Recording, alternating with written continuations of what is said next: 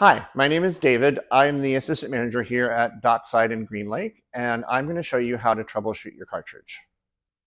So what we'll do here is the first rule of thumb for you guys as customers is to remember that you don't want to screw this guy on super tight. So this is one of our simple square batteries from Dockside. It's a regular, nothing fancy, but what normally most people do is they will take that cartridge and they will wrench it down on that battery like their life depends on it.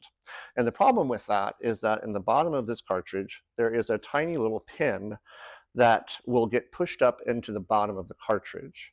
And so what happens is when they do that, that pin can't make connections with the battery. And that's why we get this, battery doesn't work or the cartridge doesn't work. And it's very frustrating for you, the customer. And so what today's video is about is to give you some better ideas on how to either fix this problem or keep it from happening.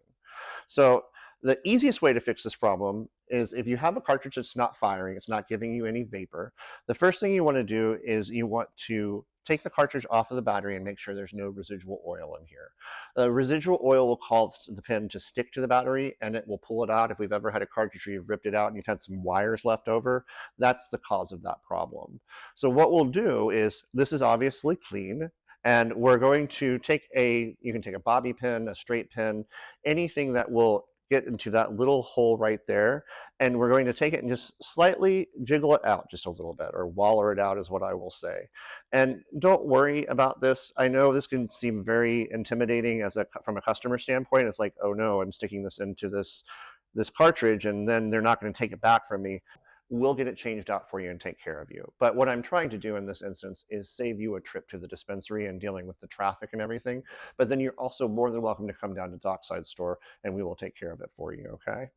But again, wallering out a little bit is going to make sure that this makes proper connection with the battery. And so we're going to screw this back on here. And now this is where we're going to do this the correct way, which is we want to make sure that we're doing it finger tight. So what do I mean by finger tight? If you can see, I'm barely putting any pressure on this just until it stops. And that is finger tight, okay? It may have a little bit of a wobble to it, but the air intake down here, which is the most important for vapor production and giving you those clouds that you want to see, is going to be much, much better if you leave this on like this than if you wrench it down like that. The next thing I wanted to do is I want to talk to you about how do you get the most out of your cartridge.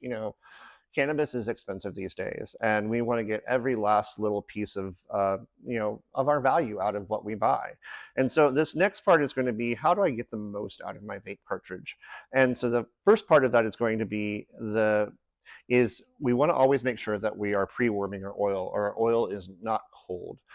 Just like you wouldn't cold start a car when it's in the wintertime, you don't want to cold hit your vape battery or your vape cartridge.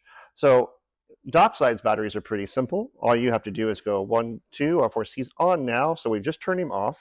And then if you go 1, 2, you'll see that he goes through all the colors of the rainbow. And what he's doing right now is he is pre-warming the oil around the coil so that the oil is fully primed into whatever medium it is they're using as a wick.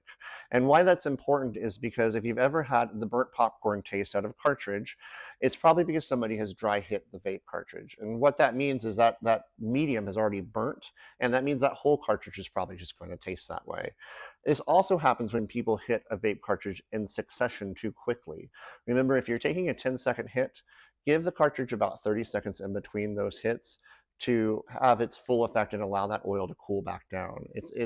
The button isn't usually regulating the temperature, it's regulating the voltage that goes through it. So just like a toaster oven, if you hold the button down on a toaster oven long enough, even on its lightest setting, it's going to burn. And the same thing applies to the oil.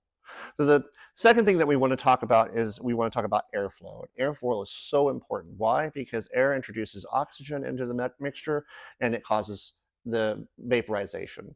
So how much airflow? And this is something that's really difficult for a lot of people to understand.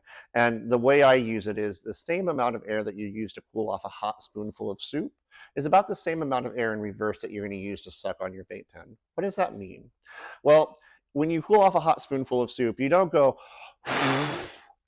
you blow gently on it. So you use a small stream of air, and that's what we need to think about when we're hitting our vape cartridges. Why is that important?